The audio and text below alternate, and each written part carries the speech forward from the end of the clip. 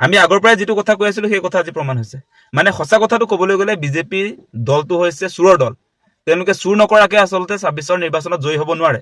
আৰু এই চুৰ দলটোৰ যিটো চুৰি কাৰ্য, সেই চুৰি কাৰ্যটোৰ কামাণ্ডাৰটো হৈছে আপোনাৰ অশোক সিংঘাল বেপাৰী।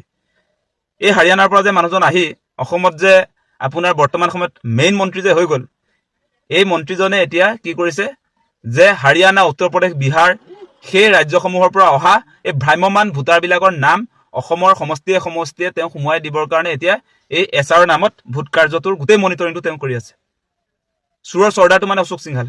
সেই কথাটো আপোনালোকে বুজি লওক। এতিয়া অসমৰ ৰাইজে আমাৰ মন পচন্দৰ প্ৰাৰ্থী আমি জয়ী কৰাব নোৱাৰিম।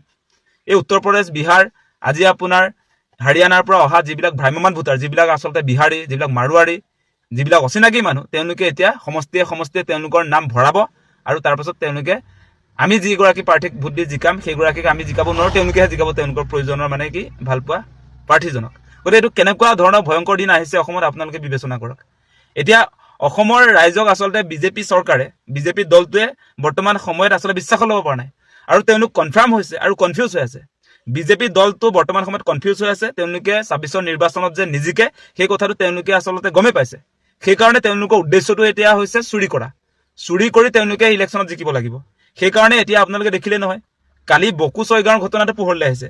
বকু ছয়গাঁৱত আপোনাৰ সমজিলা আয়ুক্তৰ কাৰ্যালয়ত তেওঁলোকে নিৰ্বাচন আয়োগৰ কম্পিউটাৰ অন কৰি তাত আপোনাৰ বিজেপি বিৰোধী ভোটাৰৰ নাম কৰ্তন কৰিলে। তাৰ পাছত আপোনাৰ সেই অচিনাকি মানুহৰ বিহাৰ, উত্তৰ প্ৰদেশৰ পৰা অহা মানুহ বা যিবিলাক আচলতে আপোনাৰ এই বহিৰাগত যিবিলাক মানুহ তেওঁলোকৰ নাম সংযোজন কৰি দিছে। এইটো সমষ্টিয়ে সমষ্টিয়ে চলি আছে গোটেই অসমত। গতিকে কেনেকুৱা ঘটনা বৰ্তমান সময়ত বিজেপি আমদানি কৰিছে আপোনালোকে নিজে এবাৰ ভাবি চাওক। মানে বিহাৰ, উত্তৰ প্ৰদেশৰ সেই দিনবিলাক অসমলৈ আনিব খুজিছে। SIRৰ নামত যেনেকৈ বিহাৰ, উত্তৰ প্ৰদেশত ভ্ৰাম্যমান ভোটাৰ সৃষ্টি কৰি আপোনাৰ এই বিজেপি চৰকাৰ শাসনলৈ আহিলে, সেই একে প্ৰেক্টিচ আজি অসমত কৰিবৰ কাৰণে অশোক সিংঘালে আৰম্ভ কৰিছে। সেইটো তেওঁলোকৰ সিদ্ধান্ত হৈ গৈছে। আপোনালোকে এটা কথা নিশ্চয় শুনিছিলে মাজতে যে দিলীপ শইকীয়াই মানে জুম মিটিঙত এটা কথা তেওঁ কৈ দিছে যে এই যিবিলাক বিজেপি বিৰোধী ভোটাৰ 10,000কে কৰ্তন কৰিব লাগে আৰু বিজেপিৰ সমৰ্থনত যিবিলাকে ভোট দিব সেইসকলৰ নাম অন্তৰ্ভুক্ত কৰিব লাগে। সেইকাৰণে তেওঁলোকে জুম মিটিঙত সেই মিটিঙত যে কথাটো যে ওলাইছিলে সেইটো ইতিমধ্যে সমষ্টিয়ে সমষ্টিয়ে সেই কামবিলাক আৰম্ভ হৈছে। আৰু নিৰ্বাচন আয়োগটো কি হৈ আছে আচলতে? নিৰ্বাচন আয়োগটো স্বতন্ত্ৰ অনুষ্ঠান হয় নে নহয়? নিৰ্বাচন আয়োগৰ ভূমিকা আজিৰ দিনটোত কি? আপোনালোকে যদি চাই, নিৰ্বাচন আয়োগ এতিয়া আচলতে বিজেপিৰ হাতৰ পুতলাত চলি আছে, হাতৰ পুতলাৰ নিচিনা। তেওঁলোকে বিজেপিক পুনৰ ২৬ত মানে জয়ী কৰাবৰ কাৰণে ঠিকা লৈছে নেকি? সেই প্ৰশ্নবিলাক আজি আহিছে আমাৰ মনত। তেওঁলোকে যদি ঠিকাই লোৱা নাই তেনেহ'লে কেনেকৈ আচলতে এই আয়ুক্তৰ কাৰ্যালয়বিলাকত নিৰ্বাচন আয়োগৰ কম্পিউটাৰ খুলি কেনেকৈ আচলতে বিজেপি নেতা কৰ্মীয়ে তাত নাম কৰ্তন, নাম সংযোজন কৰিব পাৰে? ফৰ্ম 7ত আপোনাৰ তেওঁলোকে কেনেকৈ লগ ইন কৰি নাম কৰ্তন আৰু নাম আপোনাৰ সোমোৱাব পাৰে সেই কথাটো আপোনালোকে বিবেচনা কৰি চাওক।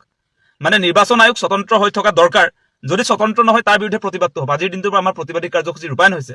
আজি কৃষক মুক্তি সংগ্ৰাম সমিতিয়ে শিৱসাগৰত প্ৰতিবাদী কাৰ্যসূচী ৰূপায়ণ কৰিছোঁ আৰু আমাৰ স্পষ্ট কথা, সমষ্টিয়ে সমষ্টিয়ে আমি প্ৰতিবাদ কৰিম। আমি কোনো কাৰণতে গণতান্ত্ৰিক ব্যৱস্থাক তছনছ কৰিবৰ কাৰণে বিজেপিক অনুমতি দিব নোৱাৰোঁ। এনেকৈ মানুহৰ মৌলিক অধিকাৰ খৰ্ব কৰি আজি আমি অসমৰ ৰাইজে আমি ভাল পোৱা প্ৰতিনিধি নিৰ্বাচন কৰিব নোৱাৰিম। আজি আপোনাৰ বিহাৰ, উত্তৰ প্ৰদেশৰ মানুহ আহি অসমৰ প্ৰতিনিধি নিৰ্বাচন কৰিব। আজি অসমৰ মুখ্যমন্ত্ৰী আজি অচিনাকি মানুহে পাতিব। আজি বিধায়কবিলাক আজি অসমৰ ৰাইজে যিবিলাকক বিচাৰিব তেওঁলোকে হ'ব নোৱাৰিব। বেলেগ মানুহে আহি আচলতে তেওঁলোকৰ পচন্দৰ বিধায়ক ইয়াত আপোনাৰ পাতিবলৈ আহিব। সেই কথাটো আমি কেতিয়াও হ'বলৈ দিব নোৱাৰোঁ। আমাৰ স্পষ্ট কথা, ইয়াত চুৰি কাৰ্য কৰি অসমত তেওঁলোকে গাড়ী দখলৰ যিটো স্বপ্ন দেখিছে মুখ্যমন্ত্ৰী হিমন্ত বিশ্ব শৰ্মাই, সেইটো কেতিয়াও সফল কৰিব নিদিওঁ। সেই কথাটো স্পষ্ট।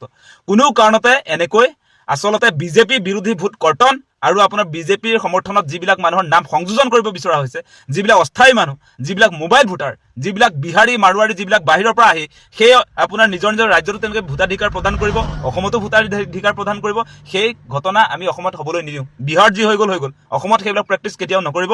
আৰু অশোক সিংঘালক সাৱধান কৰি দিছোঁ, আপুনি অসমৰ মালিক হ'বলৈ নাহিব। সেই কথাটো স্পষ্ট।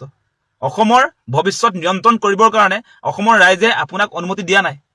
আমি অসমৰ ৰাইজে যাক প্ৰতিনিধি হিচাপে নিৰ্বাচন কৰিব লাগে আমি জানো, তাক প্ৰতিনিধি হিচাপে নিৰ্বাচন কৰিম। আপুনি ইয়াত আপোনাৰ নিজৰ মানুহ আনি ইয়াত অসমীয়া মানুহৰ অধিকাৰ খৰ্ব কৰিবৰ কাৰণে যি ধৰণৰ চেষ্টা চলাইছে সেইটো কেতিয়াও সফল হ'বলৈ দিয়া নহয়। সেই কথাটো আমি স্পষ্ট কৰিছোঁ।